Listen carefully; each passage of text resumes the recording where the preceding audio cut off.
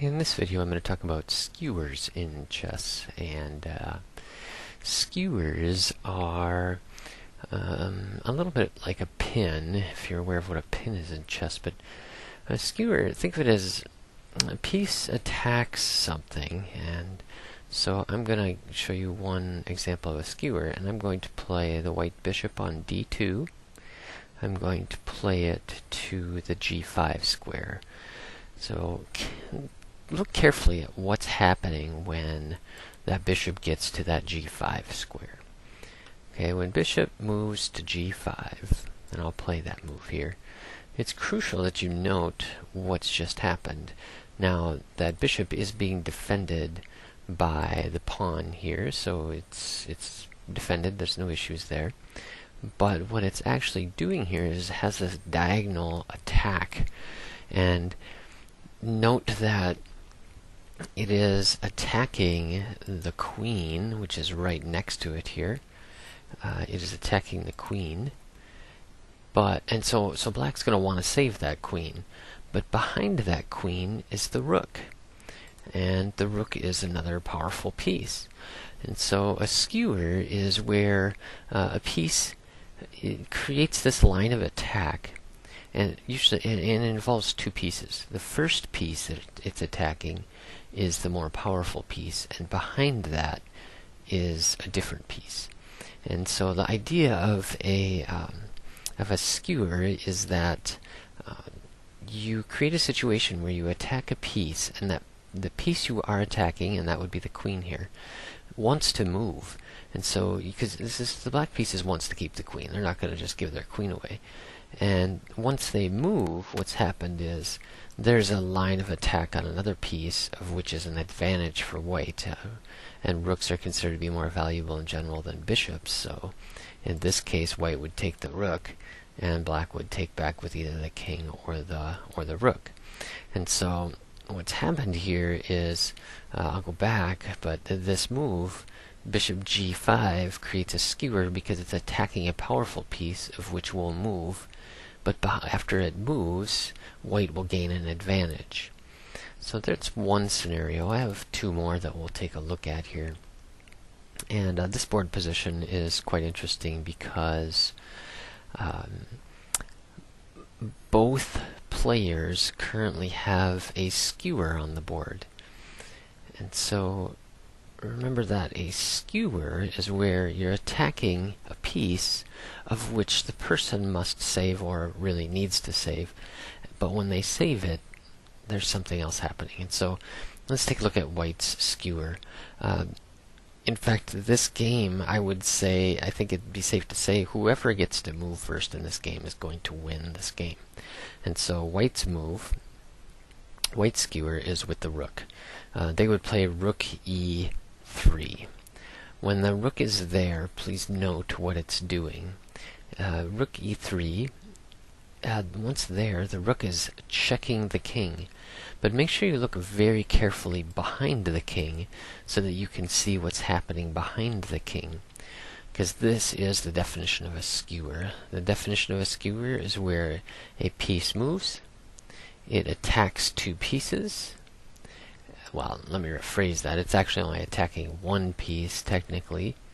It's attacking one piece, but it's slicing through that piece and also threatening or attacking the piece behind it. And again, it's a skewer because the first piece being attacked, here in this case is the king, is the more important piece, and this piece is going to have to move out of the way.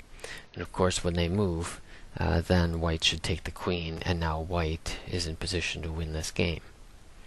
So if white got to move first in that game, it looks like they would win. Now let's go back. If it were black's turn to move in this game, let me go back again here.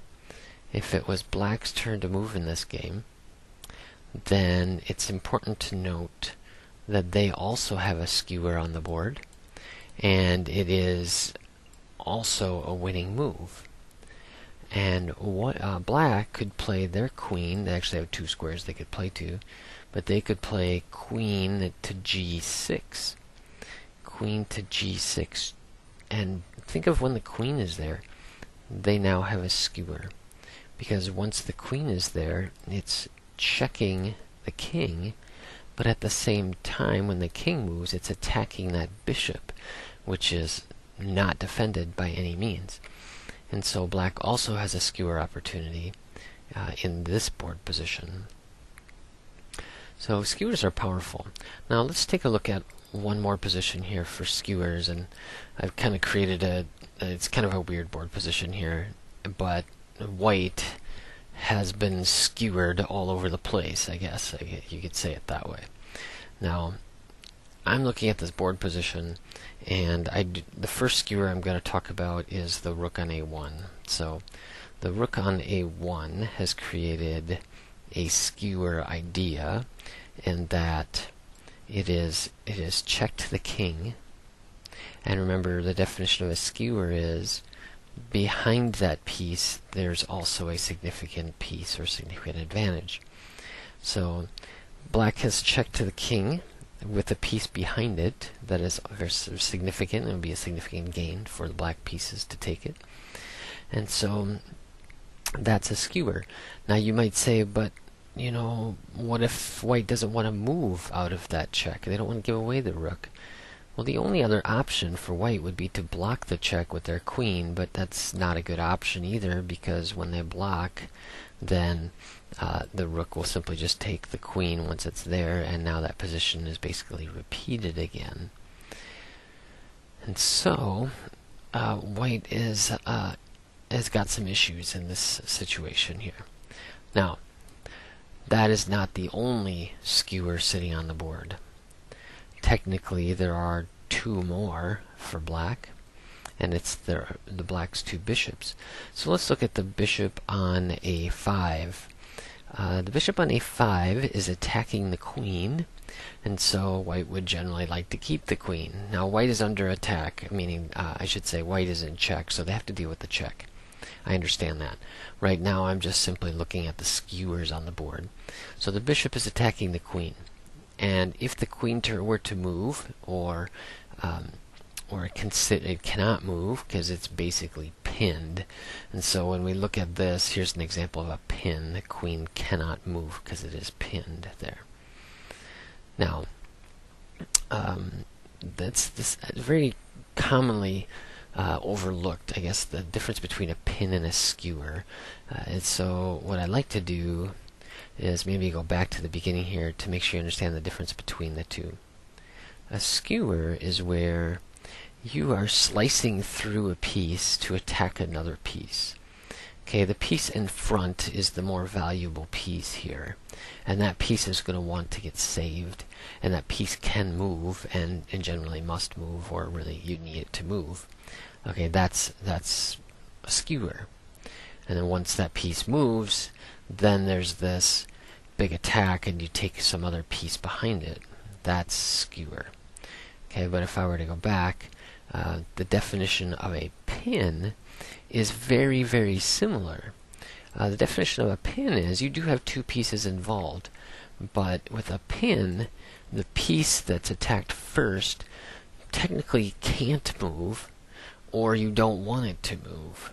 And in this case, this would be a pin. The queen is pinned to the king because it cannot move. It is stuck there, pinned there.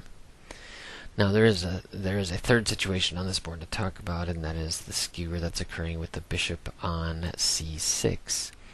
The bishop on c6 is attacking the rook, and the rook, behind the rook there is that knight down here. Now in this current condition, or current position on the board, it looks like white might be able to at least get even here, although they're going to fall apart with the other two issues that we've discussed. But the white does not want to lose this rook because it would not be valuable to trade a rook for a bishop. So they're going to move their rook. Now where they move it is really up to them. And I also know already, and we should note, that they cannot move the rook at this point because of the check that's occurring down here on the rook. Rook a1 is checking the king. Okay, let's avoid that, or just overlook that check for now and focus on the bishop here and what it's doing on this attack. So it's attacking this rook. This rook is going to try to move out of the way. Now I'd probably play it maybe here, so that at least that it could defend the knight when it gets taken here. But the main idea, as you look through all of these board positions, is to realize that a skewer is when you are attacking some piece, and behind that piece you can see that there's something that you're going to take, or something that's going to work to your advantage. So good luck on working on your skewers.